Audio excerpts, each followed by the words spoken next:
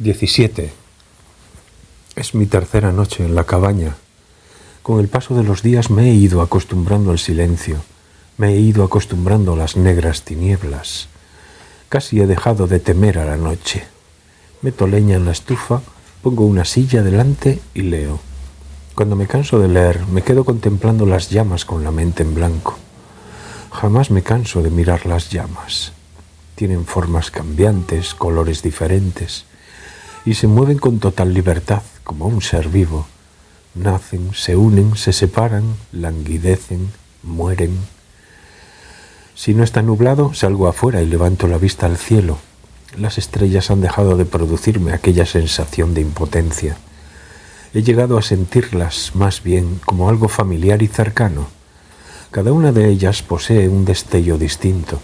He identificado algunas, observo cómo titilan. A veces las estrellas despiden de pronto una fuerte luz, como si hubiesen tenido de pronto una idea importante.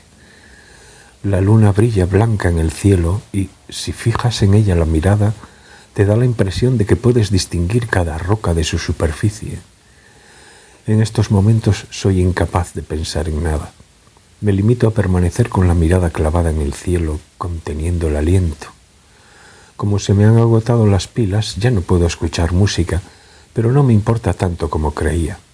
A la música la sustituyen montones de cosas. Los gorjeos de los pájaros, el chirrido de una miríada de insectos, el murmullo del arroyo, el susurro de las hojas de los árboles mecidos por el viento, el sonido de pasos en el techo de la cabaña, el rumor de la lluvia. Y además están esos sonidos inexplicables que no pueden expresarse con palabras y que llegan de vez en cuando a mis oídos. Jamás me había percatado de que la tierra estuviese poblada de tantos sonidos naturales rebosantes de frescura y belleza. He vivido de espaldas a ellos sin verlos ni oírlos, y ahora, como si quisiera suplir esta pérdida, permanezco largas horas en el porche con los ojos cerrados, borrando mi presencia, aguzando el oído para captar cualquier sonido sin dejarme uno solo. Tampoco el bosque me asusta tanto como antes. Siento por él una especie de respeto natural y también familiaridad. Claro que, por mucho que diga, mis prospecciones en el bosque se limitan a los alrededores de la cabaña y al sendero. No me aparto del camino. Mientras siga las reglas, posiblemente no haya peligro. El bosque me aceptará sin palabras. Como mínimo hará la vista gorda y tolerará mi presencia, y compartirá conmigo su paz y su belleza.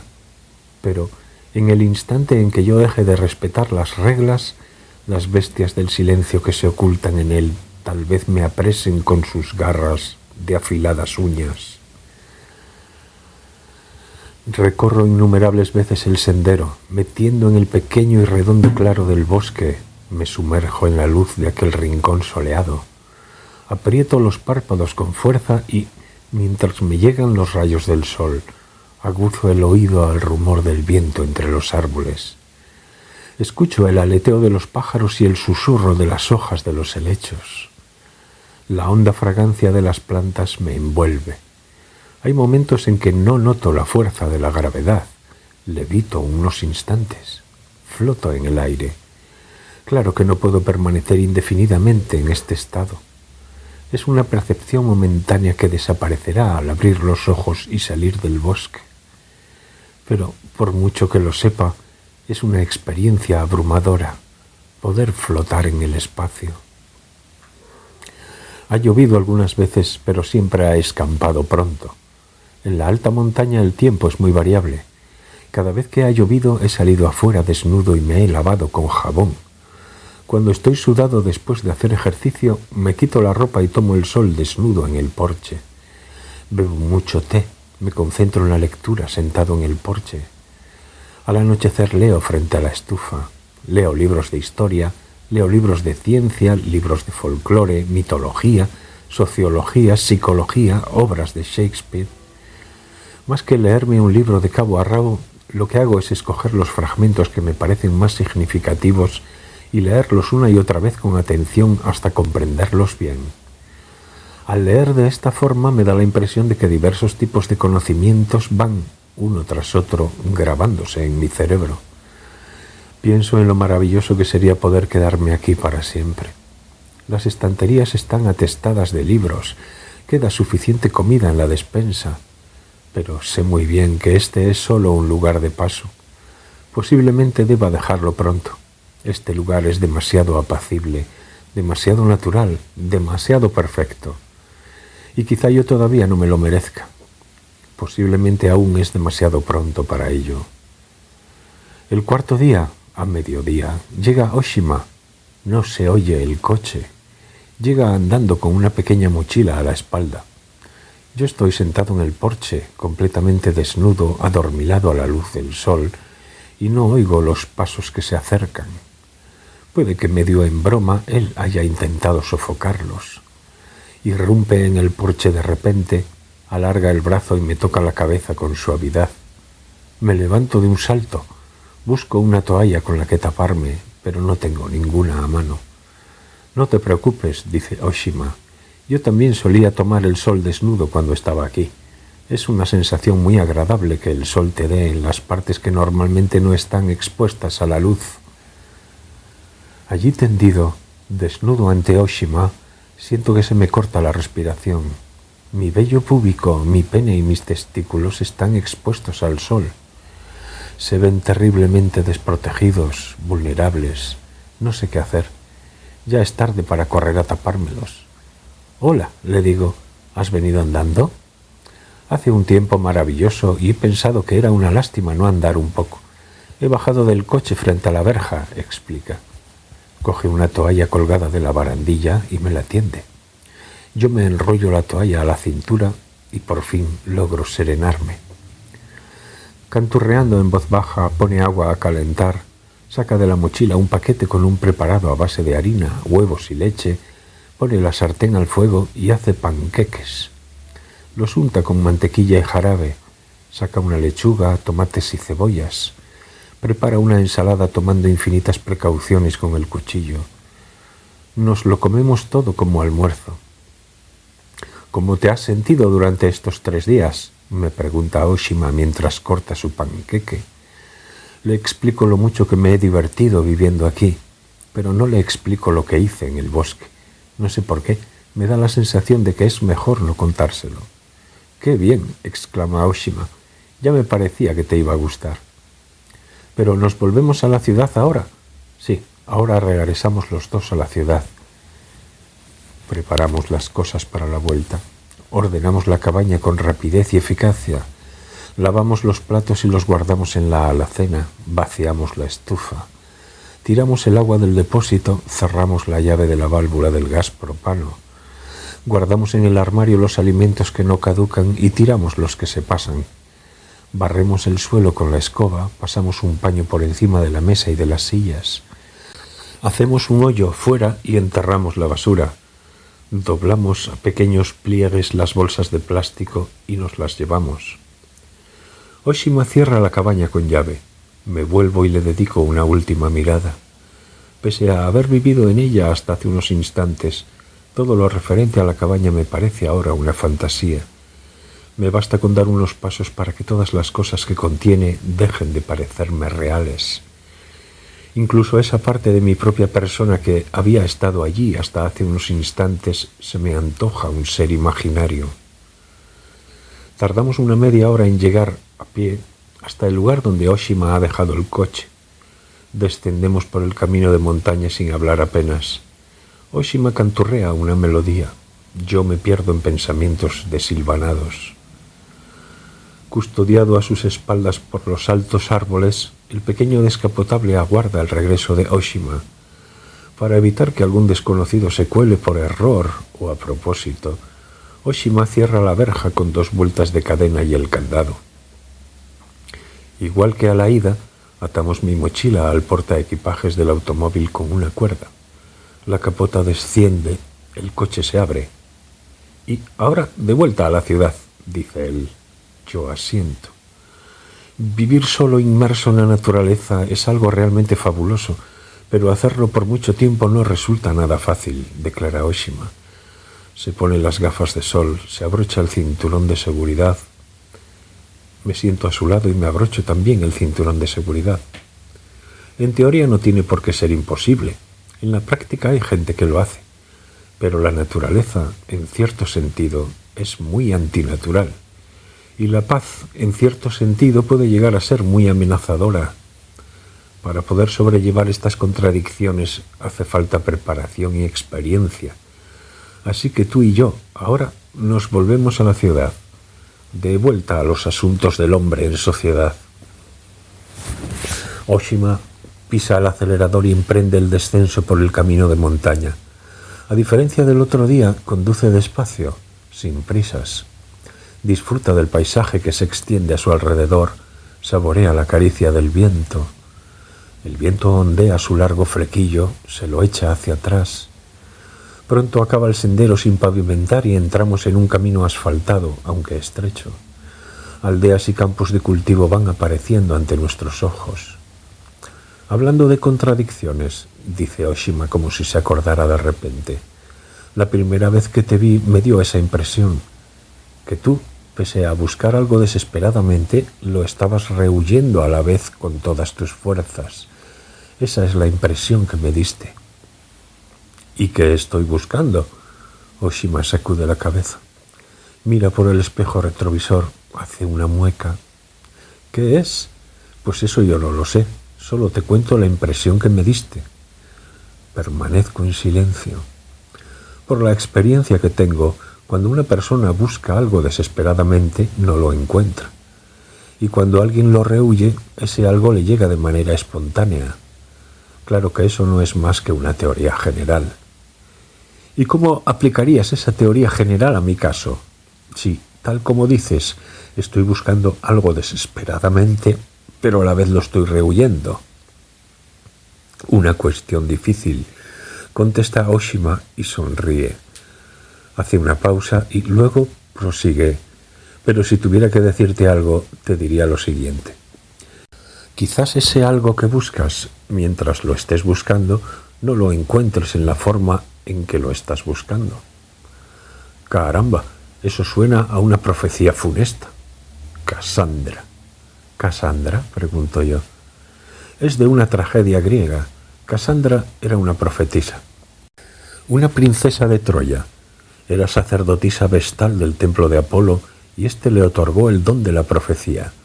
Pero, a cambio, Apolo pretendía obligarla a mantener relaciones carnales con él y Casandra se negó. Entonces Apolo montó en cólera y le lanzó una maldición. Los dioses griegos pertenecen más al ámbito de la mitología que al de la religión. Total, que tienen las mismas debilidades que los seres humanos. Son irascibles, lujuriosos, celosos, olvidadizos. Saca una cajita de caramelos de limón de la guantera y se mete uno en la boca. Me ofrece uno a mí. Lo tomo y me lo meto en la boca. ¿Y cuál fue la maldición? ¿La maldición que le lanzó a Casandra? Asiento. Que sus profecías siempre serían ciertas, pero que nadie las creería. Esa fue la maldición de Apolo. Además, no sé por qué, sus profecías siempre eran desfavorables. Traiciones, errores, muertes, la ruina del país. Por lo tanto, no solo no la creían, sino que la escarnecían y la odiaban. Si todavía no las has leído, tienes que leer las obras de Eurípides y Esquilo. En ellas están descritos de una manera muy vívida los problemas esenciales de la sociedad actual, a través del coro. ¿El coro? Se llama coro a eso, o sea, al coro que aparece en escena. Están todos de pie, al fondo del escenario, y declaman al unísono. Explican la situación, hablan en nombre de los personajes, de sus motivaciones profundas. Incluso, a veces, intentan convencerlos con vehemencia. Algo muy práctico, eso del coro. A veces pienso que me gustaría tener uno detrás de mí. Oshima, ¿tú tienes la facultad de predecir el futuro? No, contesta. Por suerte, o por desgracia, no la tengo. Y si parezco un pájaro de mal agüero es porque soy una persona muy realista, con mucho sentido común. Parto de teorías generales, sigo un método deductivo para sacar mis conclusiones. Y pueden sonar a predicciones funestas, Pero esto es así porque la realidad no es más que un cúmulo de profecías desfavorables que se han cumplido. Cualquiera puede verlo si coge un periódico, no importa del día que sea, lo abre y pone en un platillo de la balanza las buenas noticias y en el otro las malas. Cuando viene una curva, Oshima reduce a una marcha más corta con precaución, y lo hace de una manera tan suave y refinada que ni siquiera el cuerpo lo percibe. Únicamente un cambio en el ronroneo del motor. Pero hay una buena noticia, dice Oshima, y es que te damos la bienvenida. Formarás parte de la biblioteca conmemorativa Komura. Creo que reúnes las condiciones. De forma automática se me van los ojos al rostro de Oshima. ¿Significa eso que voy a trabajar en la biblioteca? Para ser más exactos, pasarás a formar parte de la biblioteca. Dormirás allí y allí vivirás. Cuando sea hora de abrir la biblioteca, la abrirás y cuando llegue la hora del cierre, la cerrarás. Tú llevas una vida muy ordenada y tienes mucha fuerza. No creo que ese trabajo represente para ti un gran esfuerzo. Y vas a sernos de gran utilidad a la señora Saeki y a mí, que no somos nada fuertes. Aparte de eso, te encargarás de algunos pequeños quehaceres. Nada complicado. Prepararme un buen café, por ejemplo, o ir a comprar alguna cosilla. Hay una habitación lista para ti. Es una habitación anexa a la biblioteca. Incluso tiene ducha. En principio la construyeron como cuarto de invitados, pero aquí nadie viene a pasar la noche y no se utiliza. Total, que tú podrás vivir allí, y lo mejor de todo, estando dentro de la biblioteca, podrás leer cuanto te apetezca. Pero, ¿por qué? Empiezo a decir antes de quedarme sin palabras. ¿Que por qué te lo permitimos? Responde Oshima cediéndome sus palabras. Se explica por un principio muy simple. Yo te comprendo a ti, la señora Saeki me comprende a mí. Yo te acepto a ti, ella me acepta a mí. Que seas un chico desconocido de 15 años que se ha escapado de casa no representa ningún problema. Pero, bueno, ¿qué te parece esto de formar parte de la biblioteca? Reflexiono unos instantes. Luego contesto. Yo buscaba un techo, solo eso. Es en lo único en lo que puedo pensar ahora. Formar parte de la biblioteca todavía no sé qué puede significar.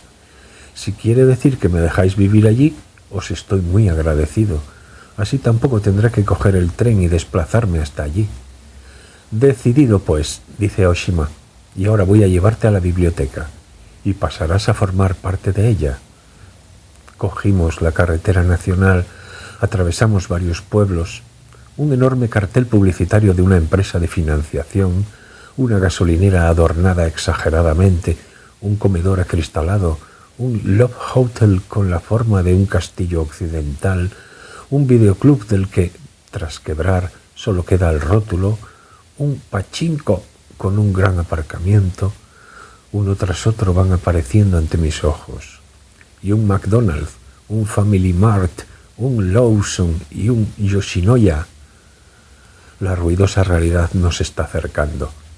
Los frenos neumáticos de un camión de gran tonelaje, los claxones, los tubos de escape y las íntimas llamas de la estufa, el titilar de las estrellas, la paz del interior del bosque, todo lo que me acompañó hasta el día de ayer, se va alejando y desaparece en la distancia. Hay algo que debes saber sobre la señora Saeki, me dice Oshima. Mi madre, de pequeña, fue compañera suya de clase. Las dos eran muy buenas amigas. Según mi madre, la señora Saeki era una niña muy inteligente. Sacaba muy buenas notas, escribía muy bien, era una excelente deportista, tocaba muy bien el piano. Era la mejor en cualquier cosa que hiciera.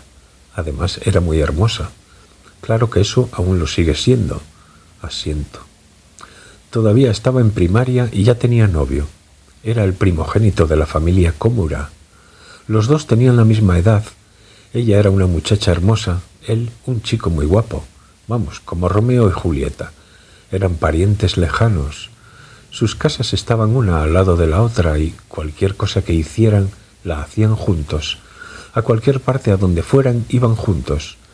Es natural que se sintieran atraídos el uno por el otro y que, al crecer, se amasen como hombre y mujer. Casi formaban un solo cuerpo y una sola alma. Eso me contó mi madre. Mientras espera a que cambie el semáforo, Oshima mantiene la vista clavada en el cielo. Cuando se pone el semáforo en verde, pisa el acelerador y adelantamos un camión cisterna. ¿Te acuerdas de lo que te hablé un día en la biblioteca? Lo de que las personas erraban en busca de la mitad que les faltaba. Lo de los hombres hombres, mujeres mujeres y hombres mujeres. Sí, lo de la historia de Aristófanes. La mayor parte de nosotros se pasa la vida buscando desesperadamente su otra mitad. Pero la señora Saeki y su novio no tenían ninguna necesidad de buscarla, porque ellos, en el momento de nacer, ya la habían encontrado. Eran muy afortunados. Oshima asiente. Sí, mucho. No podían quejarse, al menos hasta que llegó cierto momento. Oshima se pasa la mano por las mejillas como si quisiera comprobar el afeitado. Pero en sus mejillas no hay ni rastro de barba, son lisas como la porcelana. A los 18 años, él se fue a Tokio, a la universidad. Sacaba muy buenas notas, quería seguir unos estudios especializados. También le apetecía irse a la gran ciudad. Ella se quedó aquí, ingresó en el conservatorio y se especializó en piano. Esta región es muy conservadora, su familia también lo era. Era hija única y sus padres no querían que fuera a Tokio. Total, que resultó que ellos dos, por primera vez en su vida, se separaron. Fue como si los dioses los hubieran partido de un corte limpio por la mitad. Por supuesto, se escribían todos los días. Tal vez sea conveniente que, al menos una vez, vivamos separados, le escribió él.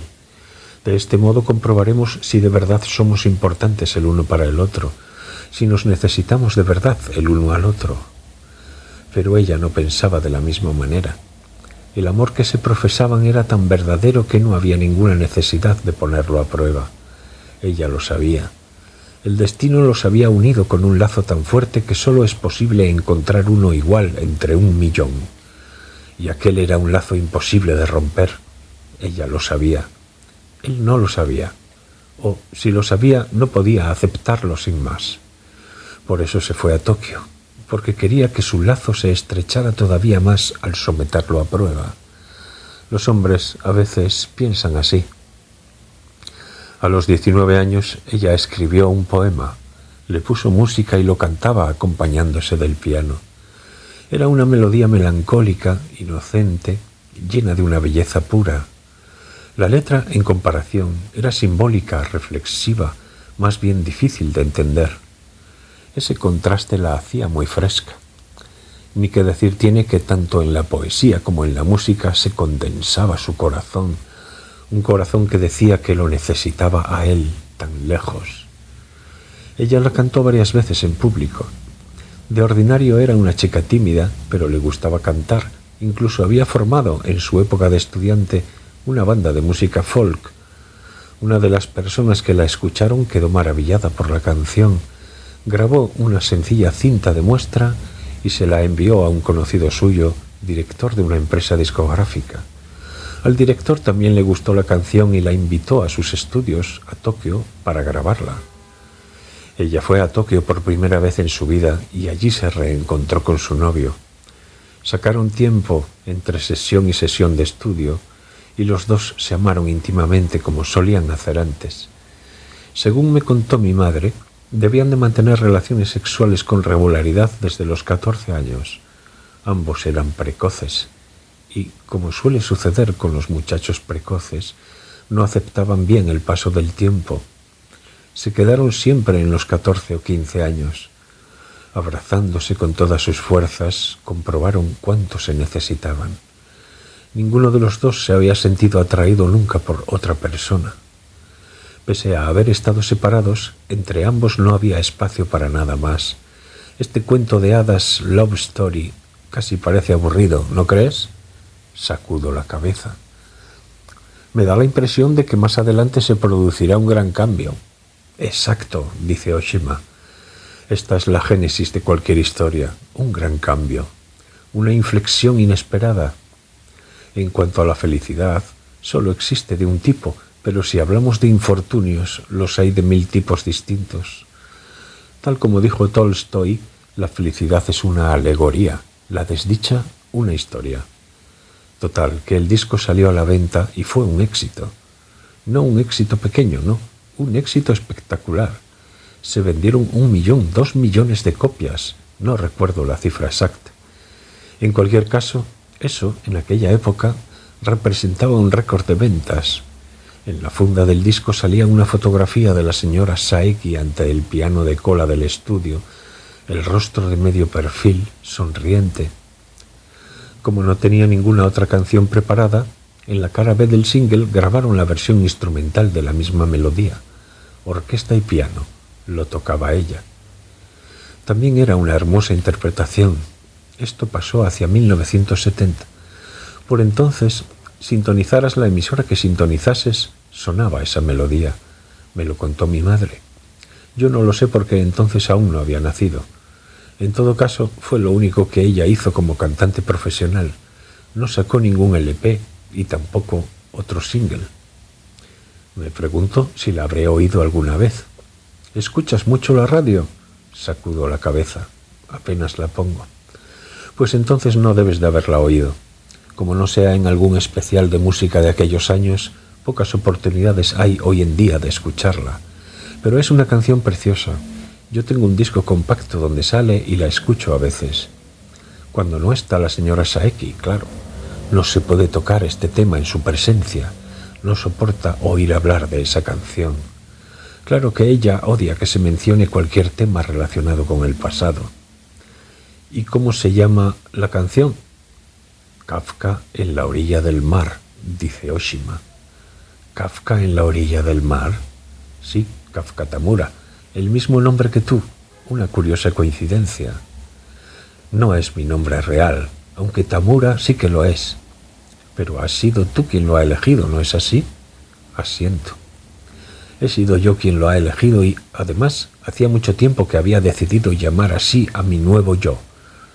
Y esto es lo que importa, dice Oshima. El novio de la señora Saeki murió a los 20 años, justo cuando Kafka en la orilla del mar estaba siendo un gran éxito. La universidad donde él estudiaba había sido ocupada por unos huelguistas. Atravesó una barricada para ir a llevar víveres y otras cosas a un amigo que se alojaba en el campus. Aún no eran las 10 de la noche. Los que habían ocupado el edificio lo confundieron con un dirigente de una facción contraria, se le parecía mucho. Lo cogieron, lo ataron a una silla y lo interrogaron como sospechoso de espionaje. Él intentó explicarles que se confundían de persona, pero cada vez que lo hacía lo golpeaban con una tubería de hierro o con un palo cuadrado de madera. Cuando se desplomó sobre el suelo, lo patearon con las suelas de sus botas. Poco antes del amanecer ya había expirado. Fractura craneal, fractura de costillas, desgarro pulmonar. Su cadáver fue arrojado a un lado de la calle como un perro muerto. 2 días después, a petición de la universidad, las fuerzas antidisturbios penetraron en el recinto universitario y, transcurridas unas cuantas horas, ya habían puesto fin al encierro y habían arrestado a varios estudiantes como sospechosos de aquel asesinato. Ellos reconocieron su culpabilidad y fueron juzgados, pero como se consideró que no había habido intención de matar, a 2 de ellos se les consideró culpables solo de homicidio involuntario y se les condenó a cortas penas de prisión. Fue una muerte que para nadie tuvo sentido. Ella no volvió a cantar jamás. Se encerró con llave en su habitación, no quería hablar con nadie. Tampoco se ponía al teléfono, ni siquiera asistió al funeral. Dejó el conservatorio. Pasaron unos meses y, en cuanto la gente se dio cuenta, ya no estaba en la ciudad. ¿A dónde había ido la señora Saeki o qué estaba haciendo? Eso era algo que nadie sabía. Sus padres callaban. Es posible que tampoco ellos lo supieran. Se esfumó como el humo. Ni siquiera la madre de Oshima, que era su mejor amiga, conocía su paradero. Había quien decía que se había intentado suicidar en los bosques que rodean el monte Fuji, pero que había fracasado en la tentativa y que ahora estaba internada en un hospital psiquiátrico. Otra persona dijo que un conocido se había topado con ella por las calles de Tokio Según esa persona, ella estaba realizando un trabajo relacionado con la escritura en Tokio. También había quien afirmaba que se había casado y que tenía hijos, pero todos estos eran rumores sin fundamento, y así pasaron más de 20 años. Lo que sí está claro es que, a donde quiera que hubiese ido y hubiera hecho lo que hubiese hecho, no debió de tener problemas económicos. En su cuenta tenía ingresados los derechos de autor de Kafka en la orilla del mar, y representaban una cantidad considerable incluso una vez deducidos los impuestos. Cada vez que se emitía la canción por la radio o se incluía en algún CD compilatorio de la música de aquellos años, ella cobraba una cantidad, aunque no ascendiera a mucho, de derechos de autor o de usufructo de la canción. Y ese dinero le permitía llevar una vida tranquila e independiente en cualquier lugar lejano. A eso tenemos que añadirle que era la única hija de una familia adinerada. Pero 25 años después, la señora Saeki regresó de repente a Takamatsu. La razón última de su vuelta era asistir al funeral de su madre, a pesar de que 5 años atrás no había ido al de su padre. Presidió un funeral sencillo y, cuando todo hubo acabado, vendió la gran mansión donde había crecido. Compró un apartamento en una zona tranquila dentro de la ciudad de Takamatsu y se estableció allí, al parecer con la intención de quedarse. Poco después habló con la familia Komura. El actual cabeza de la familia Komura era el hermano que seguía al primogénito fallecido, 3 años menor que este. La señora Saeki y él hablaron a solas. Nada se sabe del contenido de su conversación, pero como resultado de esta, la señora Saeki empezó a encargarse de la administración de la biblioteca. Ella sigue siendo hermosa, esbelta, conserva la sencillez intelectual de la fotografía de la funda del disco, pero de su rostro ha desaparecido aquella sonrisa pura e incondicional. Sigue sonriendo a veces. Su sonrisa está llena de encanto, pero se limita a unos momentos y a unos ámbitos concretos. A su alrededor se levanta un alto muro invisible.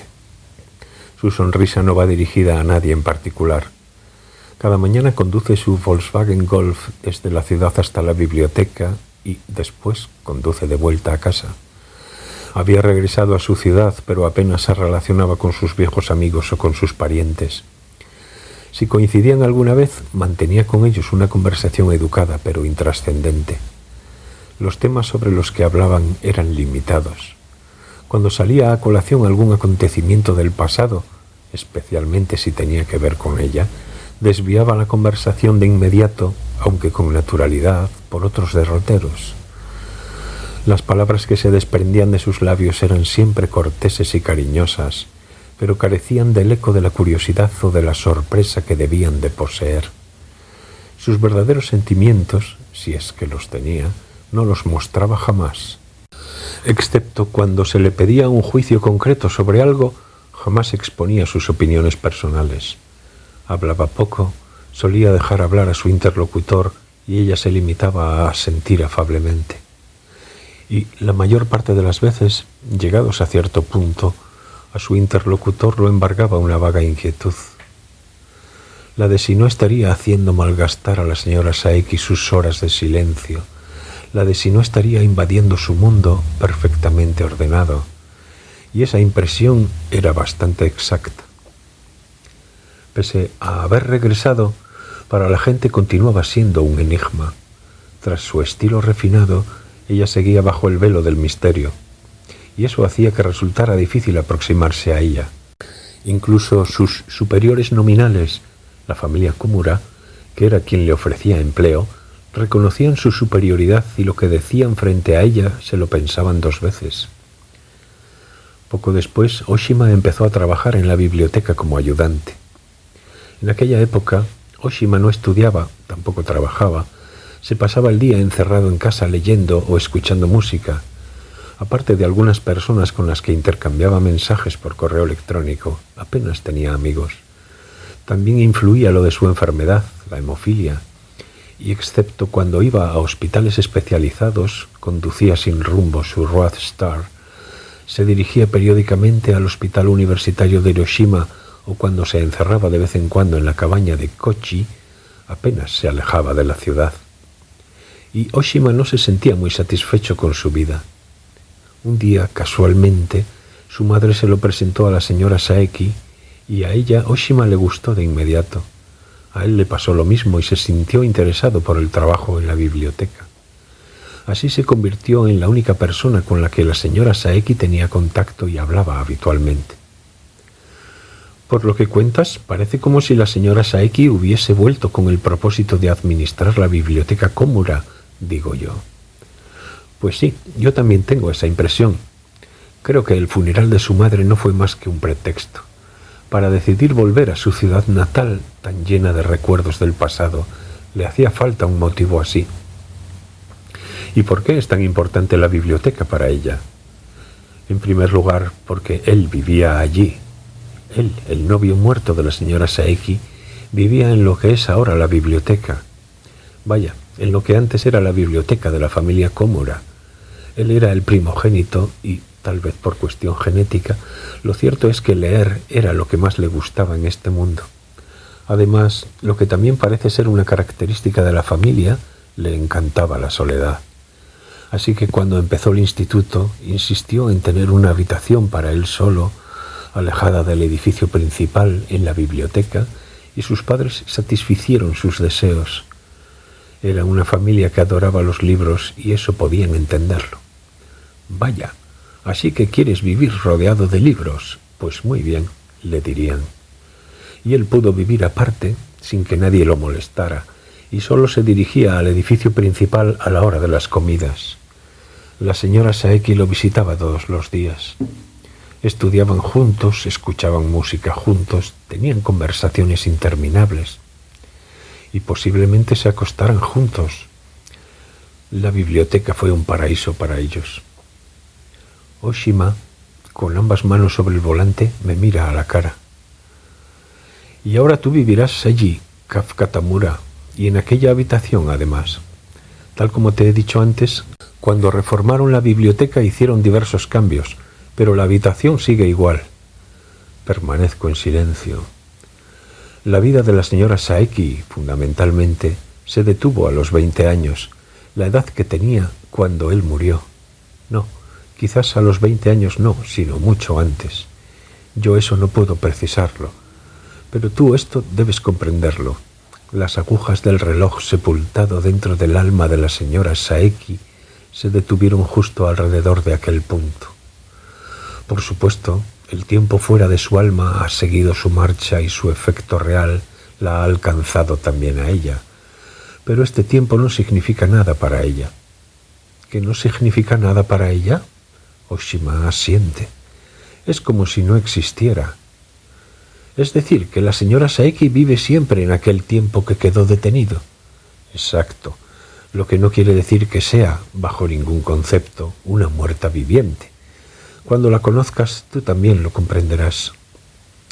Oshima aparta las manos del volante y las apoya sobre las rodillas. Un gesto muy natural. Kafka Tamura, en la vida de los hombres hay un punto a partir del cual ya no podemos retroceder. Y, en algunos casos, existe otro a partir del cual ya no podemos seguir avanzando.